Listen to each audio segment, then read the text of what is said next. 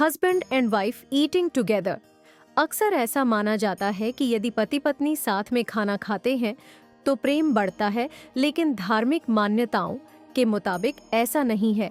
महाभारत युद्ध के बाद जब भीष्म पितामह शरशैया पर लेटे थे और अपने प्राण त्याग वाले थे और युधिष्ठिर सहित 5 पांडव ज्ञान प्राप्ति के लिए पितामह के पास पहुंचे, तब भीष्म पितामह ने अंतिम पलों में उन्हें कुछ ज्ञान पूर्वक बातें भी कहीं।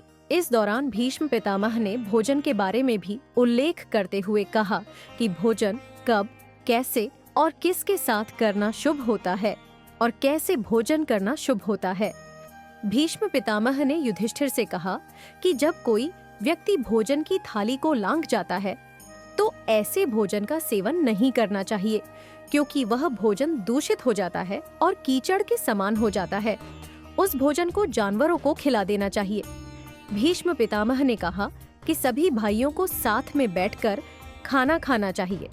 ऐसा करने से परिवार की तरक्की होती है और परिवार में सभी सदस्यों का स्वास्थ्य भी अच्छा रहता है। यही कारण है 5 पांडव भाई हमेशा साथ में ही भोजन करते थे। भीष्म पितामह ने यह भी बताया कि परोसी हुई थाली को यदि किसी के पैर की ठोकर लग जाए तो ऐसे भोजन का सेवन नहीं करना चाहिए। ऐसे भोजन के सेवन से घर में दरिद्रता आती है। साथ ही भोजन करते समय यदि खाने में बाल भी दिख जाए तो भोजन ग्रहण करने योग्य नहीं होता है। ऐसा भोजन करने से घर में धन हानि होती है।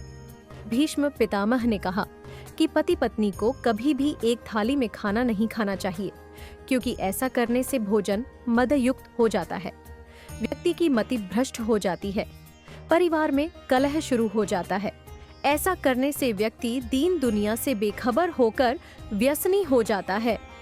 पति के लिए परिवार के अन्य रिश्तों की तुलना में पत्नी प्रेम ही सर्वोपरि हो जाता है। व्यक्ति असामाजिक हो जाता है